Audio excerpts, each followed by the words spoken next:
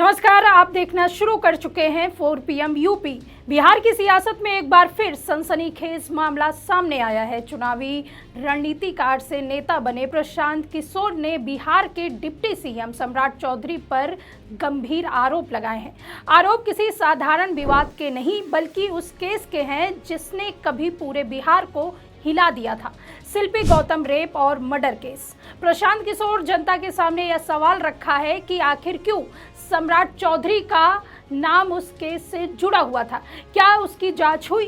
क्या उसका DNA sample लिया गया? और अगर लिया गया तो उसका क्या नतीजा निकला?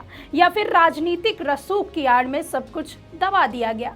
3 जुलाई सन 1999 की सुबह पटना में एक घटना ने पूरे प्रदेश को हिला दिया। शिल्पी जैन 23 साल की होनहार छात्रा मिस पटना का खिताब जीत चुकी थी, अपने करियर की ऊंचाई पर जाने को तैयार थी। और गौतम सिंह NRI परिवार का बेटा, राजनीति से जुड़ा, सपनों से भरा नौजवान। लेकिन उनकी कहानी एक खौफनाक साजिश और दरिंदगी की भेंट चढ़ गया। दोनों की अर्धनग्न लाशें पटना के फ्रेजर रोड स्थित सरकारी क्वार्टर के गैराज में सफेद मारुति कार से मिली। यह क्वार्टर था साधु यादव का, लालू यादव के साले और तत्कालीन राजद सरकार के ताकतवर चेहरा। पोस्टमार्टम रिपोर्ट ने साफ किया कि यह आत्महत्या नहीं बल्कि बलात्कार और हत्या का मामला था।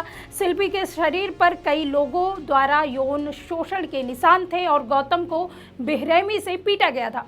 पुलिस ने शुरुआत से ही मामले को दबाने की कोशिश की। कार को सही तरीके से जब्त करने के बजाय चलाकर थाने ले जाया गया, जिससे फिंगरप्रिंट और डीएनए जैसे अहम सबूत मिट गए। भीड़ ने सबूतों से छेड़छाड़ की लेकिन पुलिस खामोश रही। जनता के दबाव में सितंबर 1999 में केस सीबीआई को सौंप दिया गया। सीबीआई ने बलात्कार की पुष्टि की, डीएनए सैंपल मांगे, लेकिन साधु यादव जैसे नेताओं ने देने से इनकार कर दिया। और अंत में साल 2003 में सीबीआई ने वही पुलिस वाला रास्ता अपनाया, आत्महत्या कहकर केस बंद कर दिया। यानी जिनकी जिम्मेदारी थी न्याय दिलाने की, उन्होंने ही सच दबाने की साजिश कर दी। अब आते हैं प्रशांत किशोर के आरोप पर। इसी केस को लेकर अब प्रशांत किशोर ने बिहार के मौजूदा डिप्टी सीएम सम्राट चौधरी पर गंभीर आरोप लगाए हैं। उन्होंने क्या कुछ कहा, आप इस वीडियो में देखिए। शिल्पी गौतम रेप और मर्डर केस, जिसमें एक डॉक्टर के लड़के को और शिल्पी गौतम के साथ ऐसा आरोप लगा था कि उनके साथ सामूहिक बलात्कार और उसके बाद उनकी हत्या कर दी गई थी। साधु यादव पर उसका आरोप लगा था। बड़ी हंगामा हुआ, सीबीआई में केस गया।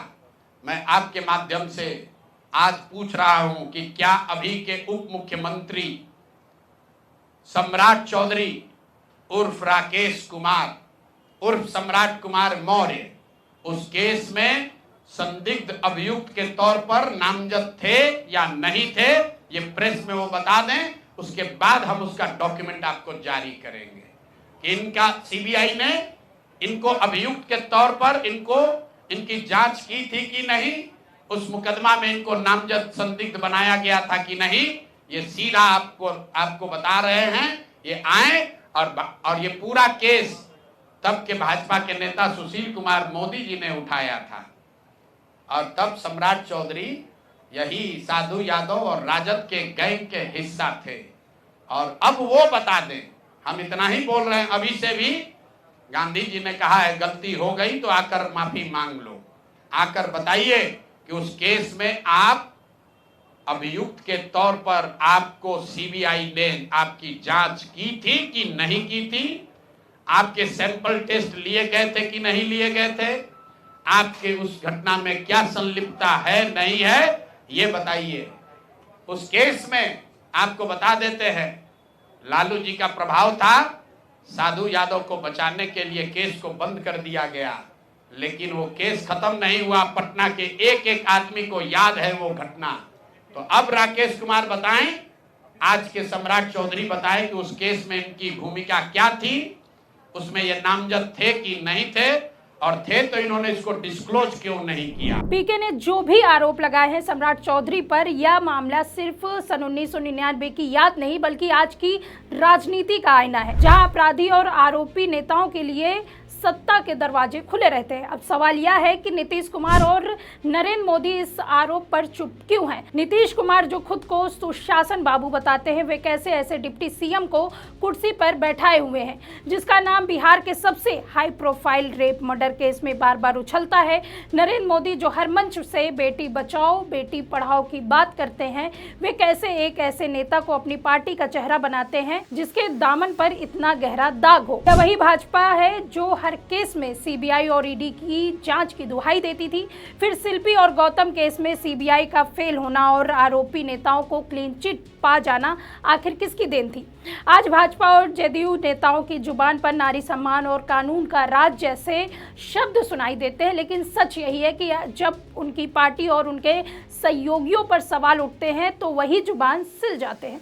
बिहार की राजनीति का यह दोहरा चरित्र अब जनता के सामने खुलकर आ रहा है। एक तरफ भाजपा देश में संस्कृति और संस्कार की बातें करती है, दूसरी तरफ अपने नेताओं के ऊपर लगे बलात्कार और हत्या जैसे आरोपों को दबाने की कोशिश करती है।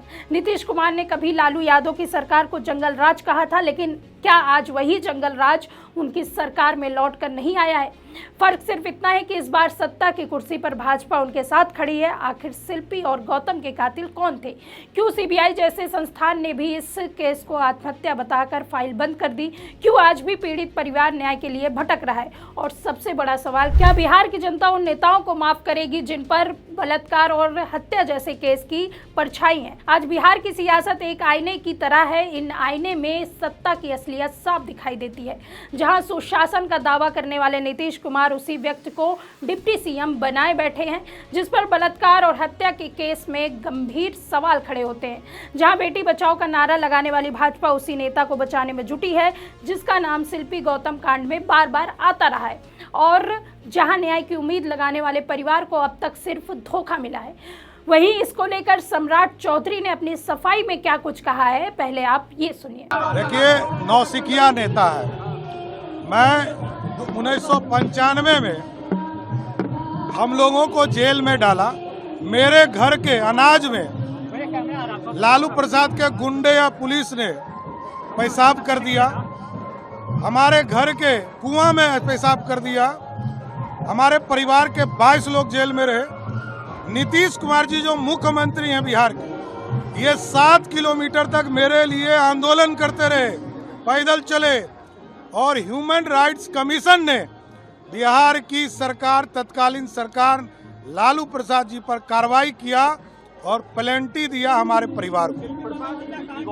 अब देखिए, वो आइसक्रीम बेचने वाले का नाम था राकेश।